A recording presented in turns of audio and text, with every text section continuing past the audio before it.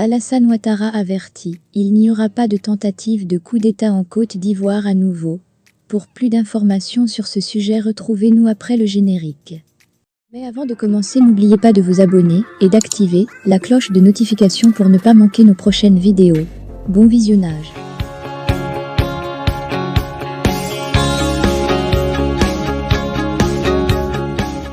Le 13 juillet 2023, Alassane Ouattara, président du Rassemblement des Houthouétistes pour la démocratie et la paix, RHDP, a investi les candidats du parti. Lors de son discours, il est revenu sur les événements de 2020 qui ont secoué le pays. Alassane Ouattara a souligné qu'il n'y aurait plus de coup d'État en Côte d'Ivoire. Il a prévenu que ceux qui oseraient s'engager dans cette voie devraient faire face à lui de manière plus déterminée que la dernière fois.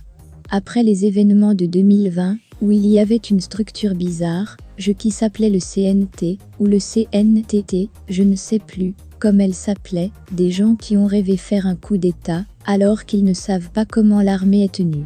Notre armée est solide, elle est professionnelle, et il n'y aura pas de tentative de coup d'État en Côte d'Ivoire à nouveau. Autrement, ils auront affaire à moi cette fois-ci de manière plus déterminée que la dernière fois. Et je crois qu'ils le comprennent, a déclaré Alassane Ouattara dans un brin de sourire. En rappel, la situation politique en Côte d'Ivoire s'est intensifiée après les élections présidentielles, auxquelles l'opposition unie a décidé de boycotter activement. Le lundi 2 novembre 2020, l'opposition a annoncé la création d'un Conseil national de transition, dirigé par l'ancien chef d'État Henri Konan Bédié, dans le but de former un gouvernement de transition.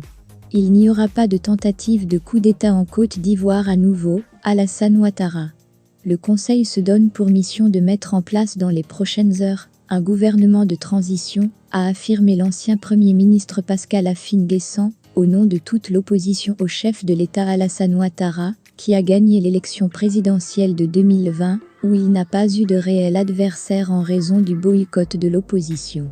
Il convient de noter que l'opposition a qualifié le troisième mandat d'Alassane Ouattara de anticonstitutionnel, tandis que le président lui-même ne partage pas cet avis.